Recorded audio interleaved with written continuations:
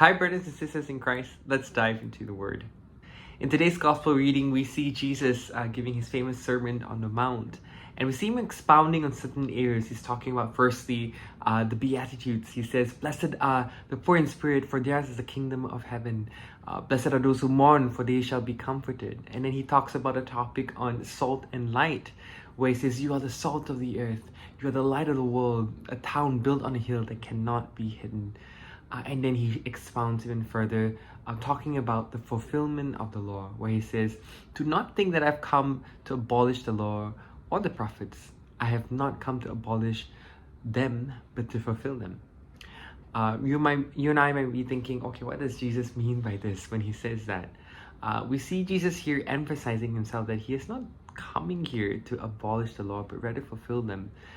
These laws were the old laws that were set and found in the Old Testament, which had moral, which had ceremonial instructions, commandments to guide people on how to live their lives and really guide their behaviors, their actions, their thoughts. And common thought at that time, and I would say even now at times, would be like, oh, Jesus coming, he's definitely gonna get rid of the old things. He's coming here to introduce new laws, new guidances, new ways, new teachings. But you and I know that was not the case. Jesus did not come for that purpose. He came here to not abolish all that God had taught through Moses and the prophets. No, he rather came here to fulfill all that was being taught to them. And it's shown very clearly in the New Testament, where it is a compilation and the completion of the Old Testament. It's really copy-paste, but it's in a different manner. So that's why it does nothing of the old was abolished, but rather it was fulfilled and brought to completion. And now what does this mean?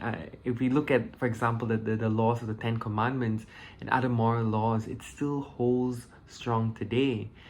We still live by them. And Jesus wants to take us further. He wants to take us further and say, okay, it's not only about following them, aimlessly, okay, great, but I want you to also go deeper, where he wants to bring us deeper, where he's not only calls us to follow the law and commandments, but reminds us to remember the heart of the laws, the heart of the commandments, the essence of the law, not to be consumed by the external, the heart of the law.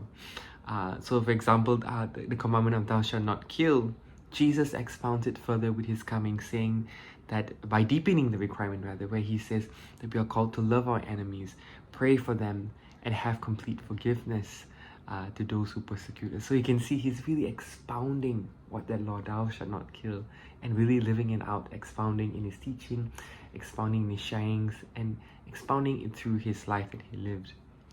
And now, how does this apply to you and me today? Again, the Lord is calling us to go deeper in not only being focused on the external areas of the law, but really diving deeper to the heart of the law.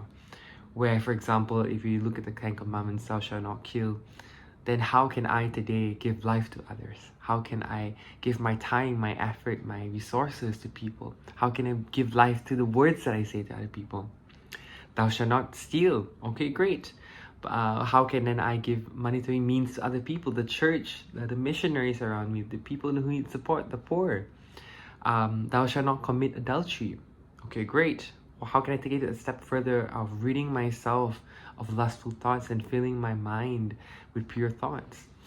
Let us today, brothers and sisters, ask ourselves and really ask the grace of the Lord to live out these commandments. Remind ourselves, hey, it's not about the external, but really the essence of the Lord. And that's why Jesus came. And that without his grace, the natural human mind alone cannot live out this Christian life. But with his grace, nothing is impossible. So my sisters, let's go deeper. Let's go deeper and accept that calling that Jesus is calling us. All glory and praise to our God. Amen.